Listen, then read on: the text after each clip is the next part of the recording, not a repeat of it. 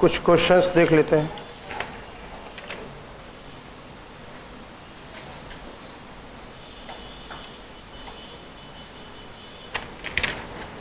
देखते हैं, क्वेश्चन देख लेते हैं। Smooth ball A travels towards another identical ball B with velocity u. Ball B is at rest under the impact parameters D is equal to √3r. दो balls हैं ऐसी, इसकी velocity, इसकी स्पीड u है, और दूसरी बॉल जो इसी लाइन में पहले से रखी थी वो यहां पे पहले से यहां पे कहीं रखी थी, राइट, वो ऐसे आइडेंटिकल बॉल है, आइडेंटिकल बॉल है, रखी गई थी। इसके सेंटर और इसके सेंटर का ये लाइन है, ये कॉमन नॉर्मल, ये इसकी ये वेलोसिटी हो गई, इसकी ये वेलोसिटी हो गई, ये जो बीच की डिस्टेंस है ये कहलाती है इम्पैक्ट पैरामीटर। इम्पैक्ट पैरामीटर, इसकी वेलोसिटी u है, दूसरी बॉल रेस्ट पे है, v की वैल्यू दे रखा है √3r।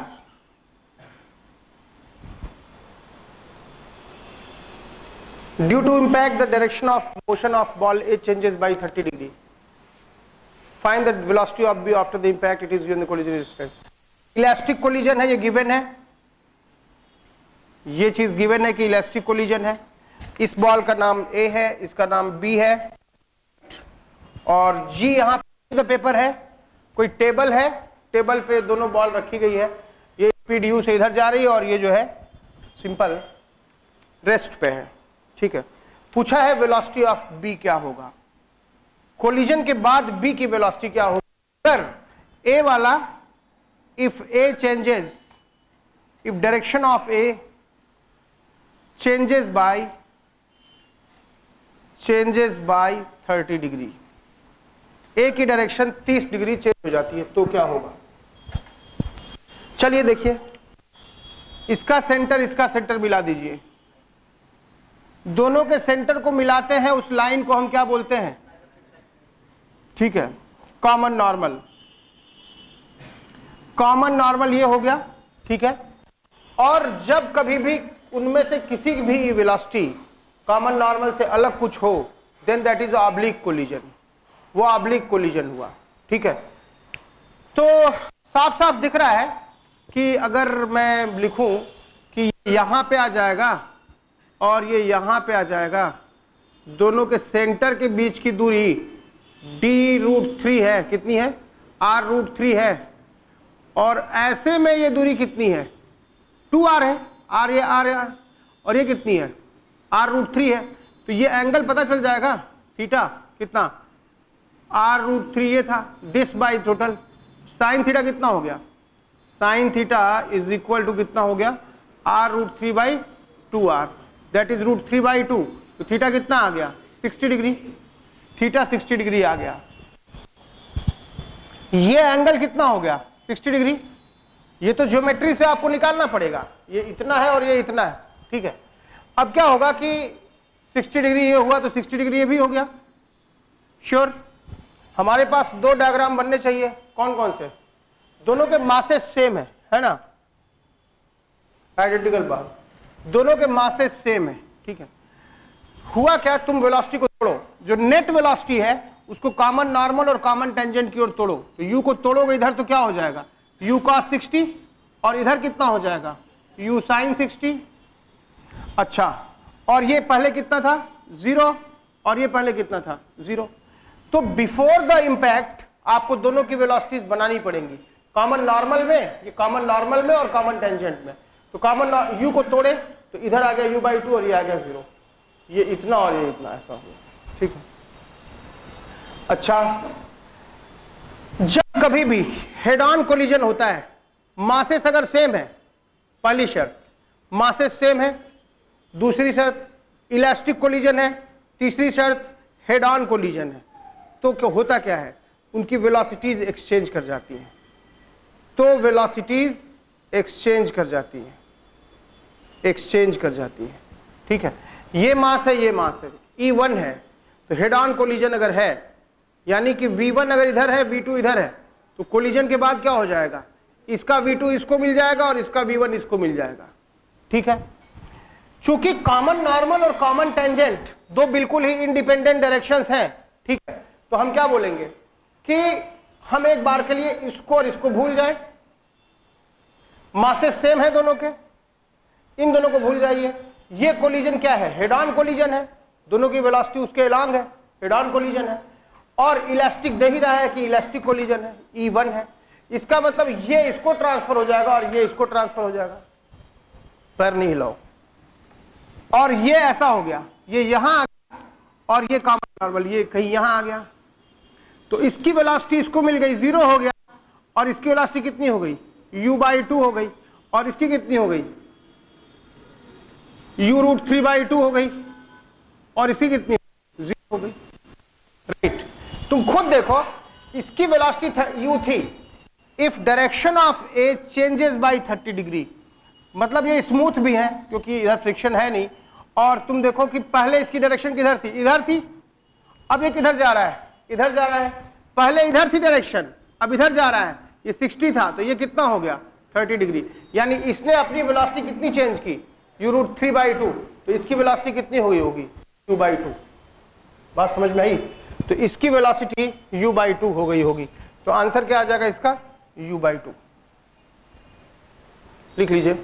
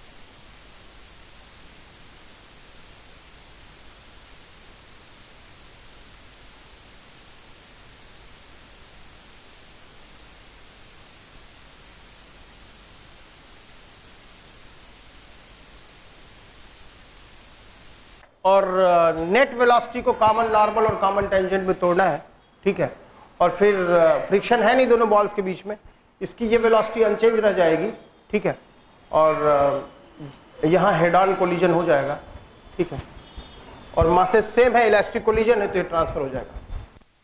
चलिए,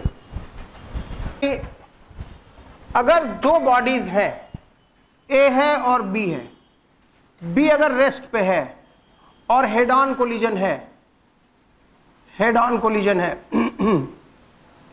अगर मैं चाहता हूं कि ये जो है इलास्टिक कोलिजन है, अगर इलास्टिक कोलिजन है, ठीक है, और मैं चाहता हूं कि maximum transfer of kinetic energy हो जाए, maximum transfer of kinetic energy हो जाए, बी रेस्ट पे था और ये आके इसको धक्का मारा तो इसका सारा का सारा एनर्जी इसको मिल जाए, ठीक है, maximum transfer of kinetic energy अगर होना है तो दोनों के मासेस बराबर होने चाहिए, एम ए और एम बी बराबर होने चाहिए, ये बात ख्याल रहे। Maximum transfer of kinetic energy के लिए दोनों के मासेस बराबर होने चाहिए, और अगर ए और बी के मासेस डिफरेंट है और मुझे मैक्सिमम लॉस ऑफ एनर्जी चाहिए, maximum loss of kinetic energy चाहिए, तो फिर E की वैल्यू 0 होनी पड़ेगी, यानी दोनों चिपक जाएं और चिपक के क्या हो जाए, M+M हो जाए। राइट, यानी ख्याल रखना, इलास्टिक कोलिजन गिवन है, अगर गिवन है कि इलास्टिक है, ठीक है, इलास्टिक है और मासेस डिफरेंट है, Ma और Mb है, तो पूछेगा कि इलास्टिक कोलिजन में मासेस का रेशियो क्या हो कि मैक्सिमम एनर्जी ट्रांसफर हो जाए, तो वो मासेस बराबर होने चाहिए। लेकिन अगर मासेस डिफरेंट है और मुझसे पूछे कि नेचर ऑफ कोलिजन कैसा हो, ठीक है, कि मैक्सिमम लॉस ऑफ एनर्जी हो जाए, यानी इस बॉडी का शेप बिगाड़ने में ज्यादा ऊर्जा खर्च हो जाए, तो क्या चाहिए, दोनों को स्टिक कर जाए, ठीक है, ये बात ख्याल रखो। अब इसी को थोड़ा और बढ़ा चढ़ा के बोलेगा तो क्या बोलेगा, पीछे एक स्प्रिंग लगा देगा, बोलेगा कि ये बताओ MA और MB का रेशियो क्या होना चाहिए कि ये स्प्रिंग मैक्सिमम कंप्रेस हो, है कि नहीं? पैर नहीं हिलाइए प्लीज, जो आगे बैठे उसकी जिम्मेदारी की पैर नहीं हिलाइए। ये MA और MB का रेशियो क्या हो कि ये स्प्रिंग मैक्सिमम कंप्रेस हो, ठीक है? तो ऑब्वियसली जब ये इसको ज्यादा काइनेटिक एनर्जी ट्रांसफर करेगा तभी तो ज्यादा कंप्रेस होगी। तो आंसर क्या आ जाएगा? MA/MB इज 1, है कि नहीं? यानी कि अगर कोलिजन इलास्टिक दे रखा है तो मासेस बराबर होने चाहिए जब आपका transfer of energy, kinetic energy वो मैक्सिमम हो। और या उसे लैंग्वेज बदल कैसे बोल सकता है कि यहां पे स्प्रिंग लगा दिया और इसकी मासेस के रेशियो क्या होने चाहिए कि इसमें कंप्रेशन मैक्सिमा हो। कंप्रेशन मैक्सिमा होने के लिए मैक्सिमम हो, देन MA/MB क्या होगा? तो आंसर क्या होगा? बोलो, 1 होगा। बात समझ में आ गई? पहली बात ये। दूसरी बात ये, एक क्वेश्चन है, दो बॉल्स हैं, बहुत अच्छा प्रॉब्लम है। एक बॉल है A, मास M की, दूसरी बॉल है B, मास M की, ठीक है? दोनों के मासेस सेम है। ये नीचे आ रहा है U स्पीड से और ये इधर जा रहा है U स्पीड से, ठीक है? तो जो ही तीनों एक साथ टकराते हैं, A टकराता है किससे? फ्लोर से, बोलो, और B टकराता है किससे? A से। A टकराता है फ्लोर से, वो कोलिजन E0.5 है, कोएफिशिएंट ऑफ रेस्टिट्यूशन वो 0.5 है। और B टकराता है A से, उसका E जो है वो 0 है। यानी कैसा कोलिजन है? परफेक्टली इनइलास्टिक कोलिजन है, परफेक्टली इनइलास्टिक कोलिजन है। समझो, इसका मतलब कि जब A टकराता है फ्लोर से और सब एक साथ टकराते हैं, ठीक है? मतलब A जब यहां आता है उसी वक्त B भी इसके कांटेक्ट में होता है और सब एक साथ होता है। हाँ, इसकी वेलोसिटी इधर होती है, इसकी वेलोसिटी इधर होती है, लेकिन A और फ्लो के बीच में जो बाउंसिंग फैक्टर है वो क्या है? 0.5 है, A और फ्लोर के बीच में। और A और B के बीच में जो बाउंसिंग फैक्टर है वो 0 है। यानी ये जाके उससे चिपक जाता है। समझ आ रही है? चिपकने का मतलब फिजिकली जाके, अब ऐसा नहीं कि फेविकोल जुड़ जाएगा वहां पे। अगर ये वाली वेलोसिटी नहीं रहती तब क्या होता है? ये दोनों साथ चलते चले जाते, ठीक है? तुरंत होगा क्या उसके बाद? ये वाला बॉडी इधर आता रहेगा और इस वाले की वेलोसिटी भी बराबर हो जाएगी। E0 का मतलब क्या हुआ? Perfectly inelastic collision, perfectly inelastic collision. इसका मतलब क्या हुआ कि कॉमन नॉर्मल के अलोंग वाली दोनों वेलोसिटीज बराबर हो जाए बाद में, मतलब ये वाली और ये वाली बराबर हो जाए। लेकिन अगर उसके पहले इसकी वेलोसिटी इधर थी, इसकी इधर थी, तब तो दोनों अलग हो जाएंगे ना। E0 होने का मतलब चिपक गए, ये E0 होने का मतलब और प्रिसाइज मतलब यह है कि कॉमन नॉर्मल वाली वेलोसिटीज कोलिजन के तुरंत बाद क्या हो? बराबर हो, ठीक है? देखो, कोलिजन के तुरंत बाद इनकी वेलोसिटीज बराबर हो। इसके पास तो ऐसी कोई वेलोसिटी थी नहीं, लेकिन इसके पास तो थी। ये कितने से आया था? U से। ये कितने से लौट जाएगा? EU से। और कोलिजन के बाद चूंकि ये इनइलास्टिक कोलिजन है A और B के बीच में, तो क्या हो जाएगा? दोनों की वेलोसिटी बराबर हो जाएगी, V1 V1। नहीं समझे बात को? तो दोनों अलग होंगे कि नहीं होंगे? बिल्कुल होंगे। E इज इक्वल टू 0 मतलब परफेक्टली इनइलास्टिक कोलिजन। इसका मतलब ये नहीं हुआ कि वो चिपक गया, इसका मतलब ये हुआ कि कॉमन नॉर्मल के अलोंग वाली वेलोसिटी वो बराबर है after collision, just after collision, ठीक है? और ये सरफेस स्मूथ है। बात समझ में आ रही है? ये V1 कैसे निकालोगे? कोलिजन चाहे जैसा भी हो, इलास्टिक, इनइलास्टिक, परफेक्टली इनइलास्टिक, तीनों केस में लीनियर मोमेंटम कंजर्व होता है, ठीक है? तो क्या बोलोगे? इसका लीनियर मोमेंटम कितना था? x में mu। ऐसे में तो कंजर्व होगा ही नहीं क्योंकि रिएक्शन एक बड़ा फोर्स लग रहा है। लेकिन अगर तुम दोनों बॉल को सिस्टम मान लो और x एक्सिस में सोचो, दोनों को सिस्टम मान लो और x एक्सिस में सोचो, तो लीनियर मोमेंटम क्या है? कंजर्व है। इसका तो x में 0 था, इसका कितना था? mu था। तो mu ये हो गया इज इक्वल टू बाद में क्या? mv1 प्लस mv1 कितना हो गया? 2mv1। V1 कितना हो गया, U/2। V1 कितना हो गया, U/2। इसका मतलब कि कोलिजन के तुरंत बाद तुम्हारा V1 ये U/2 आ गया, ये भी U/2 आ गया।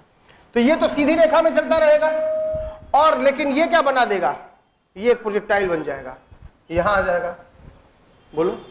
लेकिन ये बात देखने जैसी है कि दोनों का हॉरिजॉन्टल कंपोनेंट बराबर है, इसलिए जब ये बॉल यहां पहुंचेगी दूसरी बॉल ठीक इसके नीचे रही होगी, फिर ये यहां पहुंचेगी तो दूसरी इसके नीचे रही होगी, फिर ये यहां पहुंचेगी तो यहां, यहां पहुंचेगी तो यहां, और दोनों फिर कोलाइड करेंगे। करेंगे कि नहीं करेंगे? तो पूछा यह है आपसे कि ये कोलिजन तो हो गया, क्वेश्चन बस इतना ही है। क्वेश्चन इतना ही है कि एक बॉल ए फ्लोर से टकराती है, बी भी टकराता है ए से, इनके बीच बाउंसिंग फैक्टर्स इतने हैं। पूछा यह है find time after which they will again bounce, they will again strike. कितनी देर के बाद वो फिर स्ट्राइक करेंगे, ठीक है, वो टाइम पूछा है। तो ऑब्वियसली इसका जो टाइम ऑफ फ्लाइट है उतनी देर के बाद, तो इसका टाइम ऑफ फ्लाइट कैसे निकाल लोगे, 2u/g, और ui कितना था बोलो, eu, 2 टाइम्स eu बाई क्या g, और e की वैल्यू कितनी थी, 0.5 थी, तो e वाज 0.5, तो क्या आ गया 1, आंसर क्या आ गया u/g। इतने टाइम के बाद वो स्ट्राइक करेंगे। बात समझ में आई? तो एक तो बात ये ख्याल रख लीजिएगा, दूसरी बात ये ख्याल में रख लीजिएगा कि परफेक्टली इनइलास्टिक का मतलब ये हुआ कि कॉमन नॉर्मल के अलॉन्ग वेलोसिटीज बराबर होनी चाहिए तुरंत बाद, और ये तो क्वेश्चन है ही, लिख लीजिए।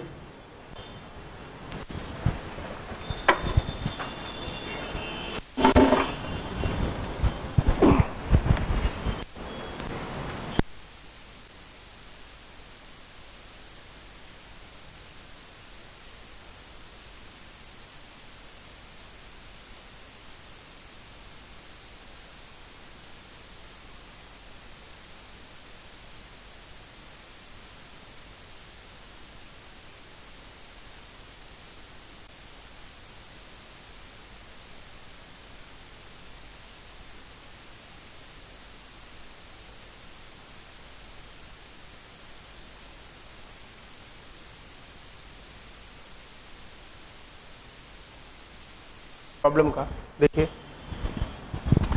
कोई बॉल थीटा है और ये बॉल जो है ये ऐसे हॉरिजॉन्टल आती है, टकराती है, स्ट्राइक करती है और सीधे ऊपर चली जाती है, आती है U से और जाती है V से। U ज्यादा होगा कि V ज्यादा होगा, कौन ज्यादा होगा, कौन ज्यादा होगा?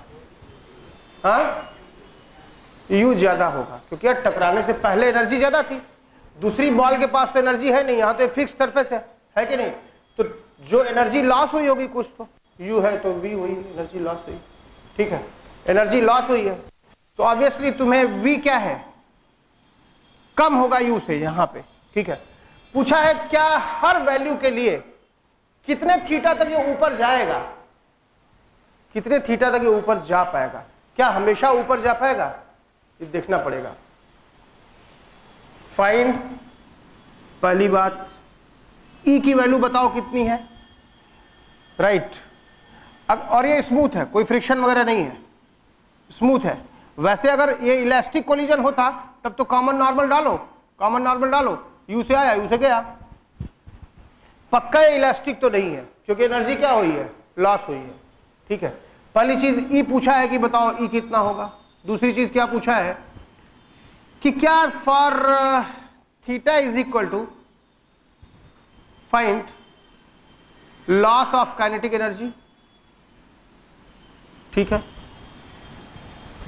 ये आपको V भी नहीं दिया है, V दिया नहीं है, U और V नॉट गिवन, ये गिवन नहीं है, ये तो हम लोग सोच रहे हैं, हम लोग एज्यूम कर रहे हैं, बस क्वेश्चन केवल यही है, क्वेश्चन केवल यही है कि बॉल हॉरिजॉन्टल आई, वर्टिकल चली गई, फाइंड E। दूसरा स्टेप कि अगर ये E गिवन होता, U गिवन होता, अगर ये U गिवन होता और ये V गिवन, V ना गिवन होता, V तो पता चली जाएगा, ठीक है। ऑब्वियसली V छोटा है U से और ये एंगल 60 डिग्री है, राइट। पूछा है find loss of kinetic energy, find loss of क्या, काइनेटिक एनर्जी, ठीक है। एक तो ये चीज पूछ सकता है। दूसरी चीज पूछ सकता है कि is it possible, is it possible that ball will go upwards for theta is equal to 30 degree, ठीक है। तो बॉल आई है हॉरिजॉन्टल, गई है वर्टिकल, ठीक है। तो ये आपका कॉमन नॉर्मल है और ये कॉमन टेंजेंट है। कॉमन नॉर्मल कैसे निकालते हैं, बॉल के सेंटर से इस पे नॉर्मल ड्रॉ करते हैं, वही दिशा कॉमन नॉर्मल की हो जाती है। चलिए मैं मान लेता हूं, इसे u एज्यूम करता हूं अपनी तरफ से, v एज्यूम करता हूं अपनी तरफ से। सारी वेलोसिटीज को कॉमन नॉर्मल और कॉमन टेंजेंट की तरफ से तोड़ना पड़ेगा, ठीक है। इसको रिजॉल्व कीजिए। ऐसे है तो ये प्लेन बन गया ऐसा, इसके पैरेलल ये बन गया और ये तो है ही, राइट। क्या लिखिएगा, ये एंगल कितना बना रहा है, ये हॉरिजॉन्टल से थीटा, तो u को तोड़ोगे इधर कितना आ जाएगा, u cos थीटा, और इधर कितना आ जाएगा, u sin थीटा। और ये थीटा है तो मुझे लगता है कि ये 90 माइनस थीटा और ये थीटा, ये भी थीटा हो गया। v को तोड़ोगे तो इधर कितना आएगा बोलो, v cos थीटा, और इधर कितना आएगा, v sin थीटा। जो ब्लैक से लिखा हुआ है वो क्वेश्चन का पार्ट है, पहले क्वेश्चन लिखिएगा फिर सोल्यूशन लिखिएगा, ये नहीं उसी में बना लीजिएगा। u को तोड़ना पड़ा, नेट वेलोसिटी हमारे किसी काम की नहीं होती है, उसे हमने टेंजेंट और नॉर्मल में तोड़ा है। यहां भी नेट वेलोसिटी को नॉर्मल और टेंजेंट में तोड़ा है, ठीक है। और चूंकि फ्रिक्शन है नहीं, इसलिए कॉमन टेंजेंट वाली वेलोसिटी क्या होगी, बराबर होगी। क्या मैं लिख सकता हूं कि u cos theta is equal to v sin theta, बोलिए, पहला काम। दूसरा काम, क्या मैं लिख सकता हूं कोई बॉडी अगर रुकी हुई है तो u से आता है तो eu से जाता है, तो ये वाली वेलोसिटी इसका e गुना होगी, क्योंकि जो e की डेफिनेशन है वो कॉमन नॉर्मल के अलॉन्ग लगती है, ये कॉमन नॉर्मल है। तो जो ये वेलोसिटी है वो इस वेलोसिटी का क्या होगा, e टाइम्स होगा। तो क्या लिखिएगा, v cos theta is equal to कितना, this equal to e times क्या, u sin थीटा। डिवाइड कर दीजिए, u कैंसिल, v कैंसिल, क्या आ गया, cot theta, e sin theta by cos theta मतलब क्या, e tan theta is equal to क्या, this by this equal to कितना, cot थीटा। तो e कितना आ गया, तो e आ गया कितना, cot स्क्वायर थीटा। देखना जरा,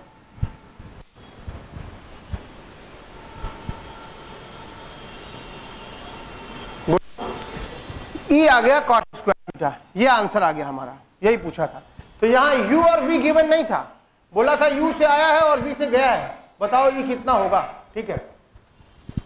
यहां क्या मामला है, पूछा है लॉस ऑफ काइनेटिक एनर्जी, ठीक है भाई। e हमको पता चल गया, जब e पता चल गया तो हम निकाल सकते हैं, बोलो। अब हम ये बोल सकते हैं कि जब e पता चल गया, e कितना हो गया, 60 डिग्री है ना, ये 60 डिग्री है, तो e कितना हो गया, cot स्क्वायर थीटा। ओके, एक चीज और तुम कर सकते हो, पता नहीं 60 डिग्री पे बाउंसिंग होगी कि नहीं होगी ऊपर, ये भी चेक कर लेते हैं। तो जरा यहां पे देखो कि इस इक्वेशन को अलग से देखो, मुझसे पूछ दिया लॉस ऑफ काइनेटिक एनर्जी, तो क्यों हम मान लें कि 60 डिग्री पे ऊपर जाएगा ही, क्या 30 डिग्री पे भी ऊपर जाएगा, तो जरा चेक करते हैं इसको। tan थीटा कितना, u by v, tan theta कितना आ गया, u बाई वी, और तुम्हारा राइट, और यहां से tan स्क्वायर थीटा कितना आ गया, और खुद देखो u क्या है, u बड़ा है कि v बड़ा है, u बड़ा है v से, यानी tan थीटा 1 से क्या होना चाहिए, बड़ा होना चाहिए, है कि नहीं।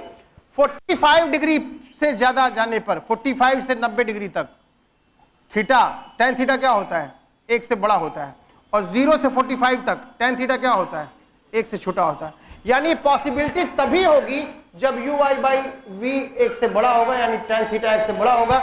इसका मतलब थीटा क्या होगा, 45 डिग्री से बड़ा होगा। तो अगर इस प्रॉब्लम में मैं 30 डिग्री देके भी निकाल दे देता तो तुम लॉस ऑफ काइनेटिक एनर्जी निकाल देते, क्यों पॉसिबल नहीं है। नहीं समझ में आ रहा है, बोलो ये पॉसिबल कब है, जब थीटा 45 से ज्यादा है कि नहीं। ये पॉसिबल ही तब है जब थीटा 45 से ज्यादा है। इसका मतलब क्या हुआ कि ये 60 डिग्री पे तो चलो ठीक है, यहां तो निकाल लेंगे, क्या is it possible that will, no, answer no. तो मेरा काम यह है कि आपको ये बता दूं स्पष्ट कि कोई इंक्लाइन प्लेन अगर है और कोई बॉल उस पर हॉरिजॉन्टली टकराती है या वर्टिकली ऊपर गिरती है और बाद में हॉरिजॉन्टल हो जाती है ना, बशर्ते वहां कोई फ्रिक्शन नहीं है, तो पॉसिबल तभी है जब थीटा क्या हो 45 से ज्यादा हो। और उस वक्त जो ई निकालना है अपनी ओर से यू और वी अज्यूम करना पड़ेगा, दोनों वेलोसिटीज को कॉमन नॉर्मल कॉमन टेंजेंट में रिजॉल्व करना पड़ेगा और कॉमन नॉर्मल वाला क्या करना पड़ेगा, ई गुना करना पड़ेगा और कॉमन टेंजेंट वाला बराबर करना पड़ेगा। ठीक है, तो एक कंक्लूजन यहां से आएगा और एक अकेले यहीं से आ जाएगा। तो दो कंक्लूजन, दो इन्फेरेंस आपने यहां से लिए हैं। ठीक है, खैर ये पूछ रहा है कि ई की वैल्यू कॉट स्क्वायर थीटा है, राइट। आप बताइए कि find loss of kinetic energy, loss of kinetic energy ये कितना हो जाएगा। चलिए, तो भाई यहां पे जो वेलोसिटी थी हमारी u sin थीटा थी और ये वेलोसिटी हमारी u cos थीटा है, ये वेलोसिटी v sin थीटा है, यानी ये वाली वेलोसिटी वही रह गई, ये तो वही रह गई ना, u cos थीटा वही रह गई और ये कितनी हो गई, e गुना इसका हो गया क्या, u sin थीटा हो गया। काइनेटिक एनर्जी क्या होगी यहां पे बोलो, initial half of m into you square होगी ना, बोलो वेलोसिटी u थी, और यहां काइनेटिक एनर्जी क्या होगी final, half of m into this square plus this square, u square common ले लीजिए, कितना आ गया कॉस स्क्वायर थीटा प्लस कितना बोलो E square sine square theta. ठीक है, तो कितना आ गया बोलो, हाफ ऑफ ये आ गया के इनिशियल इंटू क्या cos square 60 1/4 plus E square was E square, अच्छा ई की वैल्यू कितनी थी 1/cot स्क्वायर थीटा ना, तो इसको कॉस स्क्वायर थीटा रहने ही दो, प्लस ई स्क्वायर की जगह रखो cos square theta by sine square theta, यही ना, इंटू साइन स्क्वायर थीटा, ये क्या हो गया कैंसिल हो गया, तो कितना आ गया बोलो 2k initial cos square theta. अच्छा एक और है, तो ये cot की पावर 4 हो जाएगा ना, cos की पावर 4 और sin टू दी पावर 4, तो कितना आ जाएगा ये, तो k इनिशियल इंटू कितना बोलो cos square theta plus cos to the power 4 theta by क्या sin स्क्वायर थीटा, यहां से cos स्क्वायर थीटा कॉमन ले लो, तो क्या बचा यहाँ 1 और यहाँ क्या बचा स्क्वायर, तो ये sin square theta plus cos square theta करो क्या बन जाएगा, k इनिशियल 1 बाई क्या sin स्क्वायर थीटा बोलो इंटू क्या cos स्क्वायर थीटा, यही ना।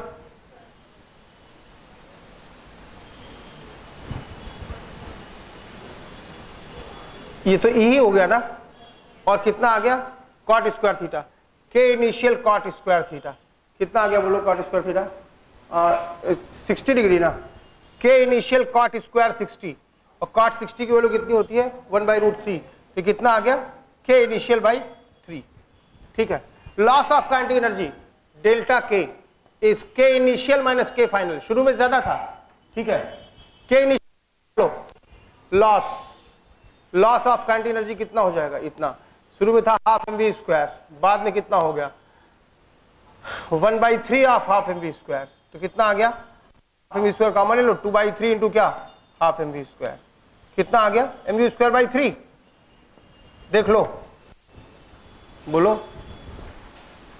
वैसे इतना लंबा नहीं करना चाहिए था, साफ साफ तुमको पता होना चाहिए, ध्यान सुनना कि ये कंपोनेंट तो अनचेंज रहा, तो अगर ये दोनों ना होते तो हम बोलते कि यार काइनेटिक एनर्जी तो बदली ही नहीं, तो उन दोनों को भूल जाओ तुम। ठीक है, तुम अब केवल इसको पकड़ो कि u से गया और eu से लौटा। ठीक है, तो वेलोसिटी कितने गुना हो गई, e गुना हो गई, तो काइनेटिक एनर्जी कितने गुना हो गई होगी, e स्क्वायर गुना हो गया, वही तो आया, कहां गया e स्क्वायर कितना आ रहा है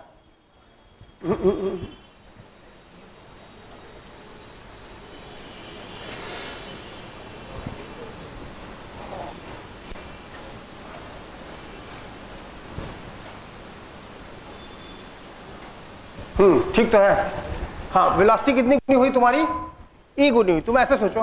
ठीक है, तुम ऐसे भी सोच सकते हो कि यार किसी बॉल का है, ये बॉल ऐसे गिरती है u स्पीड से और जाती कितनी से है eu से, तो लॉस ऑफ काइनेटिक एनर्जी के इनिशियल कितना था बोलो हाफ mu स्क्वायर, के फाइनल कितना था बोलो half m e square u square, क्यों, और लॉस ऑफ काइनेटिक एनर्जी कितनी हुई बोलो half of mu square common ले लो, कितना हो गया 1 माइनस ई स्क्वायर, यही ना भाई।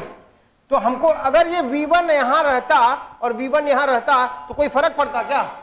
ये दोनों से कोई मतलब ही नहीं था। तो इतना लंबा नहीं करना चाहिए था, उसको थोड़ा इजीली कर लेते हैं, ठीक है, थोड़ा इतना तुम्हारी जान बचेगी।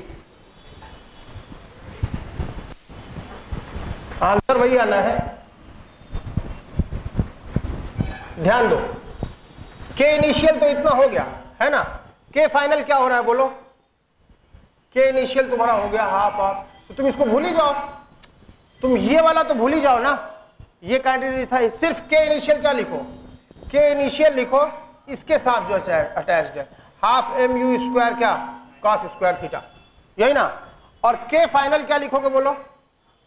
ये ई गुना हो गया, बोलो half m e square u square क्या, सॉरी ये साइन स्क्वायर थीटा ना, साइन स्क्वायर थीटा, तो ये क्या हो गया u square sine square theta.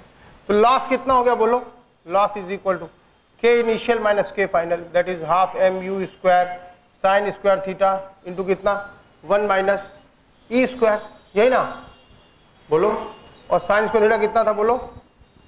√3/2 का स्क्वायर यानी 3/4, और ये कितना है 1 माइनस ई स्क्वायर वाज कितना? कॉट थीटा इज थीटा कितना था 60 डिग्री, इट इज 1/√3, तो कॉट स्क्वायर थीटा इज कितना 1/3, बोलो दिस वाज ई, क्यों?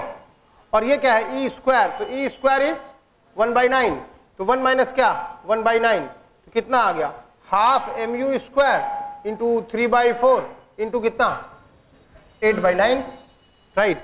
4 2 8 3 3 आ गया कि नहीं है? लिख लीजिए। एलॉन्ग वाले को इंक्लूड ही मत किया करो, क्योंकि उसमें चेंज ही नहीं हुआ, जो चेंज हुआ है वो नॉर्मल वाले के एलॉन्ग हुआ है, तो उसी को बस लिखेंगे हम।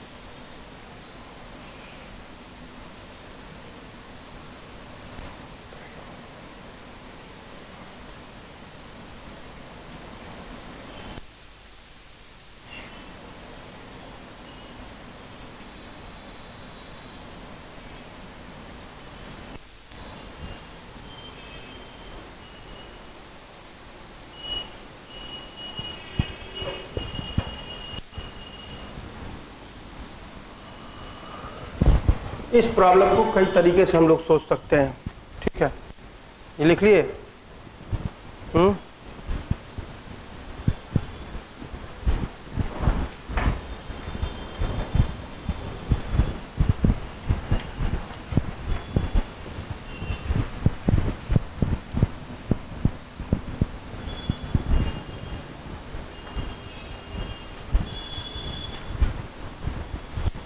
देखिए पहले मैं ये समझा देता हूं, फिर बताता हूं इसका फिजिकल मीनिंग क्या है।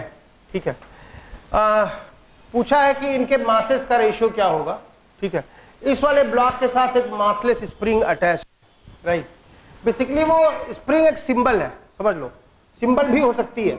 जैसे तुम बोलते हो ना यार कि आइडियल गैसेस क्या होती हैं कि एक मॉलिक्यूल का दूसरे मॉलिक्यूल के साथ कोई इंटरेक्शन नहीं होता है, लेकिन रियल गैसेस में बोलते हो कि इसका इसके साथ एक स्प्रिंग जैसा कुछ लगा होता है, इंटरेक्शन होता है, उनका कॉन्फ़िगरेशन एनर्जी है कि नहीं। ऐसे ही एक बॉल है और एक बॉल है, ये जाके इससे टकरा गई तो कुछ देर तक तो दोनों साथ में चले होंगे ना, और ये भी थोड़ा सा टेढ़ा मेढ़ा हुआ होगा और ये भी थोड़ा सा टेढ़ा मेढ़ा हुआ होगा और साथ चले होंगे। ठीक है, तो उसको वो ऐसे बोल दे रहा है, पोटेंशियल एनर्जी ऑफ डिफॉर्मेशन को ऐसे भी बोला जा सकता है कि ये ब्लॉक है, ये ब्लॉक है और बीच में स्प्रिंग है, तो ये जो कंप्रेस कर रहा है, जो डिफॉर्मेशन की एनर्जी हम ऐसे सोच रहे हैं, उसको स्प्रिंग के फॉर्म में सोच ले। नहीं समझ में आया? बोलो। वो जो डिफॉर्मेशनल एनर्जी है ना, उस फॉर्म में सोच रहा है वो, स्प्रिंग के फॉर्म में दिख जाएगा, ऐसा है वो। तो पूछा है कि ये बताओ, तो ऐसे भी पूछ सकता था कि ये बताओ कि M/m क्या हो अगर इसकी काइनेटिक एनर्जी शुरू में K0 थी या हाफ mu² थी, तो टोटल काइनेटिक एनर्जी कभी भी क्या हो जाए, 1/3 इसके इनिशियल काइनेटिक एनर्जी के 1/3 से कम ना हो, राइट, उससे कभी नीचे ना गिरे वैल्यू। ठीक है, तो अपनी ओर से मुझे मानना पड़ेगा U, और कुछ देर तक तो दोनों साथ चलेंगे ना, बोलो, तब तक स्प्रिंग कंप्रेस रहेगी। ठीक है, ये जाकर के इसको वेलोसिटी देगा, दोनों की कॉमन वेलोसिटी हो जाएगी v और v। ठीक है, ऐसा नहीं होगा कि इसके स्प्रिंग के कांटेक्ट में आते ही तुरंत इसकी वेलोसिटी कम हो जाएगी। ये धक्का देगा स्प्रिंग को, स्प्रिंग धक्का देगी इसको, इसकी वेलोसिटी बढ़ेगी, इसकी वेलोसिटी घटेगी, इसके u से घट के v होगी, इसके 0 से बढ़ के v होगी, और दोनों की एक वक्त क्या होगी, बराबर हो जाएगी। जिस वक्त बराबर होगी उस वक्त स्प्रिंग मैक्सिमम कंप्रेशन में होता है, ये बात ख्याल रख लीजिए। जिस वक्त वो बराबर होगी उस वक्त स्प्रिंग मैक्सिमम कंप्रेशन में होता है। क्यों, कोई बताएगा? कैपिटल M की वेलोसिटी बढ़ेगी क्योंकि पीछे से जाकर पुश करेगा, राइट, और स्मॉल m की वेलोसिटी घटेगी। निश्चित ही आप सीढ़ी से नीचे उतरिए, मैं ऊपर चढ़ूं तो एक सीढ़ी होगी जहां हम मिलेंगे, है कि नहीं। एग्जैक्टली वैल्यूज मिल गई, v और v हो गई। पूछा है जिस वक्त उनकी वेलोसिटीज बराबर है उस वक्त कंप्रेशन मैक्सिमम है। क्यों?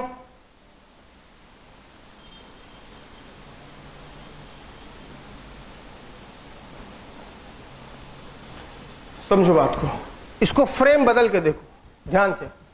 मैं कहता हूं कि एक है ना, ये m है, ये भी m है, और ऐसा है, दोनों का v था, राइट। तुम इस पर बैठ जाओ, राइट, तो उल्टा v लगा दो, ये तो रुक गया, उल्टा v यहां भी लगा दो। अगर तुम इस पे बैठ के देखोगे, मान लो तुम ऐसे समझो कि अगर यहां एक वॉल है, वॉल पे तुम खड़े होके देख रहे हो कि यार ये स्प्रिंग कनेक्टेड है इससे, और इसे मैंने वेलोसिटी दे दी। जब ये बिल्कुल दूर होगा, एकदम यहां आ गया, एकदम यहां आ गया मैक्सिमम, जब इसकी वेलोसिटी 0 हो गई तो इसका एक्सपेंशन क्या होगा, मैक्सिमम होगा। जब इसकी वेलोसिटी 0 होगी तो इसका क्या होगा, एक्सपेंशन मैक्सिमम होगा। अब उल्टा सोचो, अगर दोनों को v दे दो, इसको भी एक ब्लॉक बना दो v दे दो, इसको भी एक ब्लॉक बना दो v दे दो, तुम जमीन पे आ गए। तुम क्या बोल रहे हो, दो ब्लॉक्स की वेलोसिटीज अगर बराबर है तो स्प्रिंग क्या होगा, मैक्सिमम कंप्रेशन पे होगा या मैक्सिमम एक्सटेंशन पे होगा। फ्रेम बदल के तुम सोच सकते हो, ये हर जगह आएगा, तुमको परेशान करता ही रहेगा, इवन क्लास 12th में भी, इलेक्ट्रोस्टैटिक्स में भी। ठीक है, तो ये बात समझ लो कि अगर ये जाके इसको कंप्रेस करता है, दबाता है, तो जिस वक्त दोनों की वेलोसिटी बराबर होगी उस वक्त ये मैक्सिमम कंप्रेशन में होगा। क्यों? तुम इस पर बैठ के सोचो ना, तुमको लगेगा क्या कि ये चल रहा है, लगेगा क्या? नहीं ना, तुमको लगेगा कि ये रेस्ट पर है। वो रेस्ट पे है तो ऊर्जा गई कहां, सब स्प्रिंग में चली गई। जब इसमें काइनेटिक है नहीं, इसमें है नहीं, सब स्प्रिंग में चली गई, यानी उस वक्त अपने मैक्सिमम कंप्रेशन या मैक्सिमम एक्सटेंशन पे है। फ्रेम बदल के सोचना पड़ेगा इस बात को। बात समझ में आ रही है? नहीं आ रही है? चलो, तो बोला वही वो खतरनाक क्षण है जब इसकी मैक्सिमम 100 जूल काइनेटिक एनर्जी थी, केवल 20-20 जूल बची हुई है, 60 इसमें घुस गई है ना। तो वो क्या कह रहा है, काइनेटिक एनर्जी इनिशियल कितना हुआ बोलो, हाफ mv स्क्वायर हुआ बोलो, काइनेटिक एनर्जी फाइनल कितना हुआ बोलो, half of small m plus m into क्या v स्क्वायर बोलो। कोलिजन कैसा भी हो लीनियर मोमेंटम कंजर्व होता है, किस डायरेक्शन में, जिस डायरेक्शन में नेट फोर्स जीरो होता है, फ्रिक्शन है नहीं, स्मूथ है। इनिशियल लीनियर मोमेंटम कितना है बोलो, mu बराबर कितना m प्लस m इंटू क्या v, यहां से v कितना आ गया mu बाई क्या m प्लस m। इस v को उठा के कहां रखो, यहां रखो, तो कितना आ गया बोलो, half of m plus m into v square कितना आ गया mu स्क्वायर बाई क्या m प्लस m का स्क्वायर। ये काइनेटिक एनर्जी आ गई फाइनल। लेकिन पूछा क्या है कि kinetic energy for is kinetic system, ठीक है, तो ये कितना आ गया बोलो, m square u square by क्या 2 इंटू m प्लस m। ये जो फाइनल काइनेटिक एनर्जी है ये ज्यादा ही होनी चाहिए, 1/3 ऑफ इनिशियल काइनेटिक एनर्जी। यही ना बोल रहा है प्रॉब्लम यही बोल रहा है भाई कि जो ये काइनेटिक एनर्जी है वो क्या होनी चाहिए, 1/3 होनी चाहिए इनिशियल से। चलिए ठीक बात है, half cancel, m cancel, u square cancel, क्या बचा m by m plus m is greater than 1/3, 3m is greater than क्या m plus m, 2m is greater than क्या m, क्या पूछा है capital M by small m, तो m by small m क्या हो गया बोलो, तो capital M is less than 2m, तो m by small m must be less than क्या 2। Maximum value of m by m क्या होना चाहिए 2 से ज्यादा नहीं होना चाहिए, यानी ये जो है इसका दोगुना होना चाहिए, उससे ज्यादा होगा तो हो जाएगा गड़बड़। लिख लीजिए,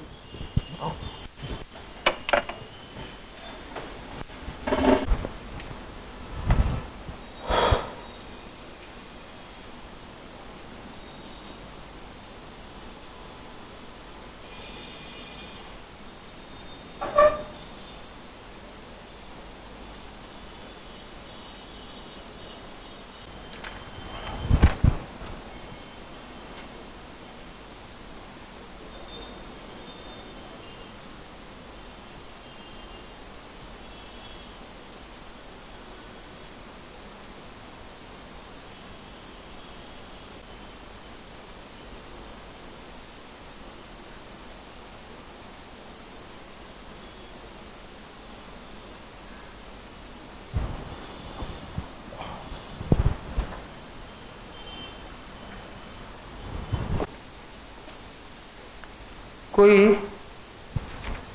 एक वॉल है और एक बॉल यहां पे B है, मास m की बॉल B है, उसके पहले मास m का एक बॉल A है, राइट, और ये B, A टकराता है B से और फिर B टकराती है आके वॉल से, ये एंगल 30 डिग्री है, यहां स्मूथ है, राइट, A टकराता है 5 मीटर पर सेकेंड की स्पीड से, राइट, और इन दोनों के बीच जो कोलिजन का इंपैक्ट है वो 0.8 है कोएफिशिएंट ऑफ रेस्टिट्यूशन, और वॉल और बी के बीच जो कोलिजन का है ई 0.6 है, ठीक है।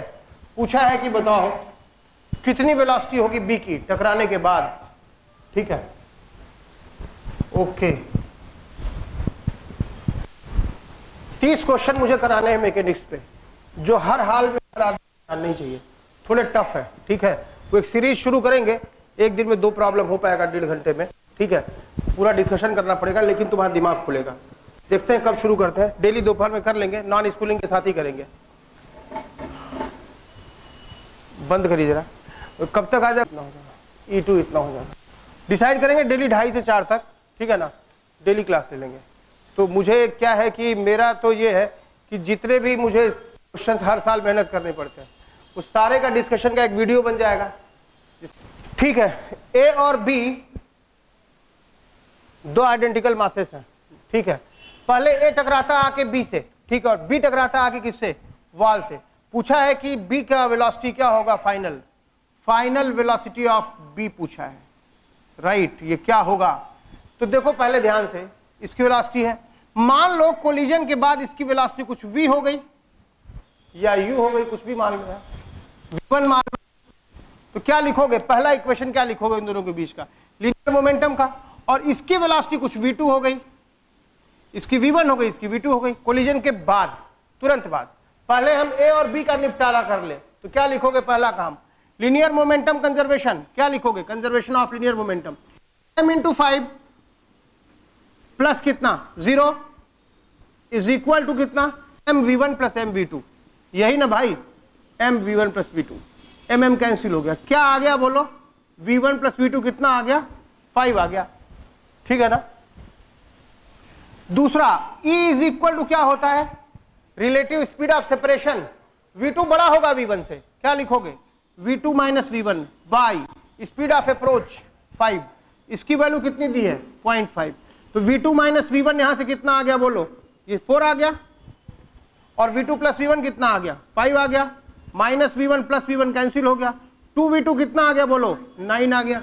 मुझे v2 की ही जरूरत थी, v1 तो निकालना ही नहीं था, निकाल के करेंगे क्या, है कि नहीं। v2 कितना आ गया हमारा बोलो 4.5।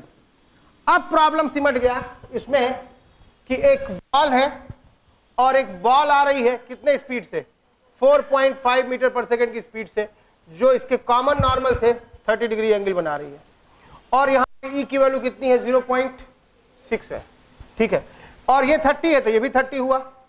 आप इसको तोड़िए, इधर और इधर, इधर कितना होगा 4.5 cos 30, इधर कितना होगा 4.5 sin 30, यानी 9/2, 9/2 कितना हो गया 9/4, 2.25, ये कितना हो गया 4.5 इंटू √3/2, राइट। आप देखिए म्यू 0 है, फ्रिक्शन तो है नहीं, यहाँ पे फ्रिक्शन है नहीं, इसलिए क्या होगा यहाँ पे बताइए, ये कंपोनेंट अनचेंज रह जाएगा, कॉमन टेंजेंट के अलोंग द बॉल वाला कंपोनेंट अनचेंज रह जाएगा, यानी ये तो 2.5 का क्या रह जाएगा, वही रह जाएगा, 2.25 ही रह जाएगा। ये वाला कितना गुना होके लौटेगा, E गुना होके लौटेगा, गया इतने से है लौटेगा इतने से, E की वैल्यू कितनी है 0.6, और इसकी वैल्यू कितनी है 4.5 इंटू कितना √3/2, राइट। सॉल्व करोगे तो ये वैल्यू 3.24 आएगी, सॉरी 2.34 आएगी, सॉल्व करोगे तो वैल्यू 2.34 आ जाएगी, और जो है लाइक दिस, तो इधर इधर ये 2.34, ये 2.25, नेट वेलोसिटी ऐसे हो गई, और एंगल जो होगा अल्फा ये आ जाएगा, tan अल्फा कितना आ जाएगा बोलो, दिस बाय दिस, और ये 2.25 ये भी उतना ही होगा, 2.25 डिवाइडेड बाय क्या 2.34, आंसर, ठीक है, लिख लीजिए।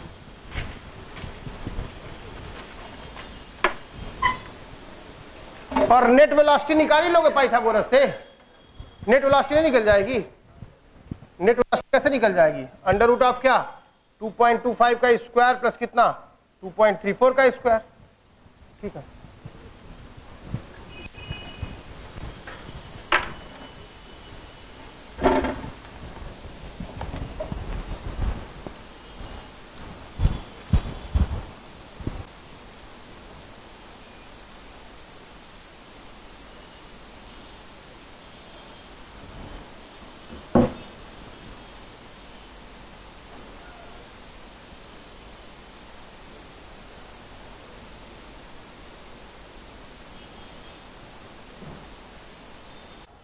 लेकिन वो होगा एकाएक से बहुत कॉम्प्लिकेटेड, तुम मतलब बहुत मजेदार बात है ये।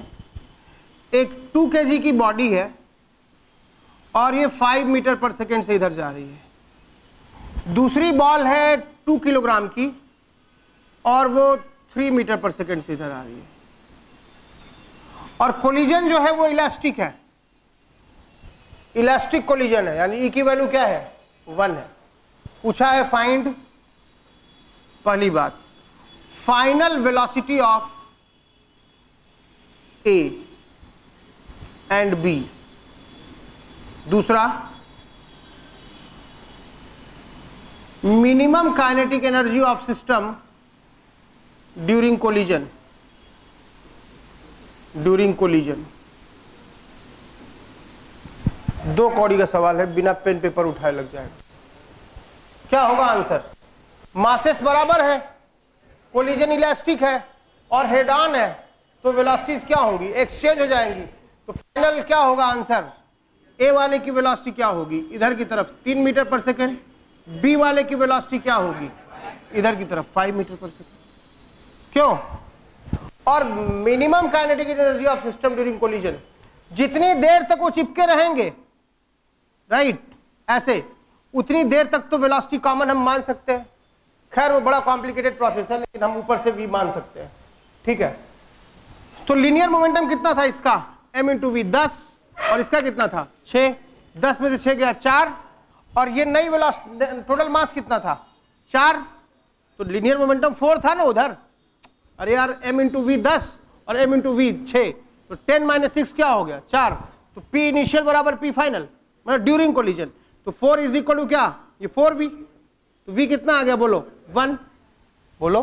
तो कितना काइनेटिक एनर्जी इस वक्त था, काइनेटिक एनर्जी ड्यूरिंग कोलिजन, जब दोनों कांटेक्ट में थे, कितना हो जाएगा, half of mass 4 into velocity 1 का स्क्वायर, कितना आ गया 2 जूल। और काइनेटिक एनर्जी इनिशियल कितना था बोलो, हाँ ठीक है, बस इनिशियल जरूरत क्या है, ड्यूरिंग कोलिजन कितनी आ गई काइनेटिक एनर्जी 2 जूल। अच्छा देखो जरा इनिशियल कितना था, देखो जरा, हाफ ऑफ कितना m into v square 2 into 5 square plus half of m into क्या 3 स्क्वायर, कट गया 25 और 9 कितना आ गया 34, बोलो। तो लॉस ऑफ काइनेटिक एनर्जी क्या हो गया, लॉस ऑफ काइनेटिक एनर्जी क्या हो गया, ये आ गया 32 joule, sorry 34 minus 2 32 joule. 32 joule जो काइनेटिक एनर्जी थी वो बॉडी को डिफॉर्म करने में चली गई, वापस फिर से बॉडी अलग होगी और फिर से काइनेटिक एनर्जी 34 फिर से हो जाएगी।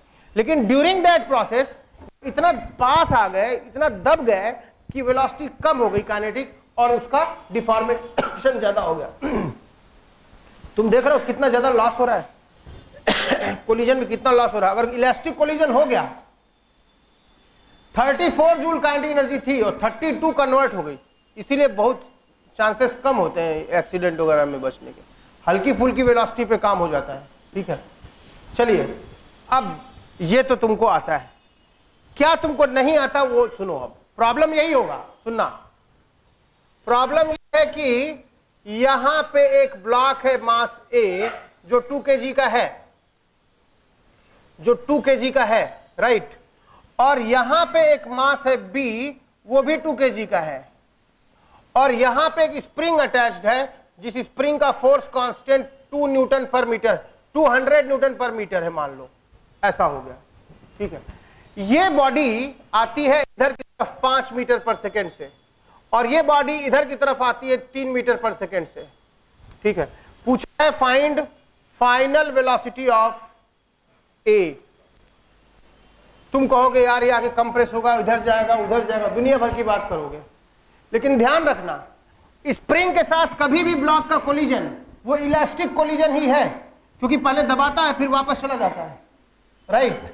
स्प्रिंग के अंदर कोई ऊर्जा स्टोर नहीं रह पाती है, स्प्रिंग पहले भी फ्री थी और बाद में भी फ्री थी, है कि नहीं।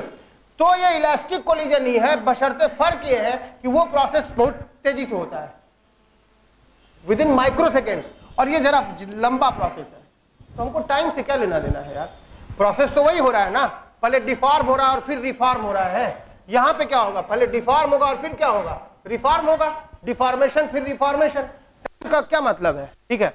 तो वास्तव में कैसा कोलिजन है ये, इलास्टिक कोलिजन है। तो आंसर क्या होगा, दोनों के मास बराबर है, हेड ऑन कोलिजन है, इसकी वेलोसिटी उसको मिलेगी, उसको इसको मिलेगी, velocities of A and B. तो क्या बोलेगा, ए का आंसर क्या होगा भाई, इधर की ओर 3 मीटर पर सेकेंड, और बी का क्या होगा 5 मीटर पर सेकेंड।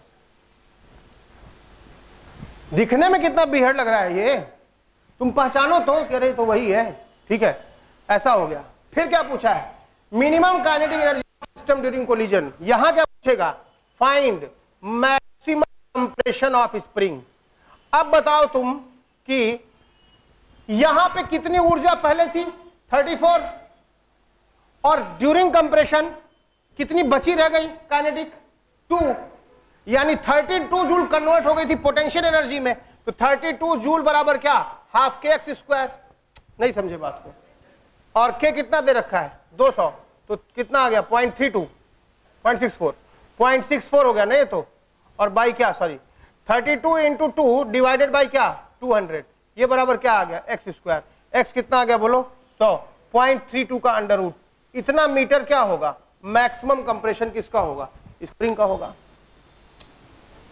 नहीं समझे तुम बात? तो कोलिजन ये भी है, कोलिजन ये भी है, घबराना नहीं है स्प्रिंग देखकर, मामला वही है, लिख लीजिए।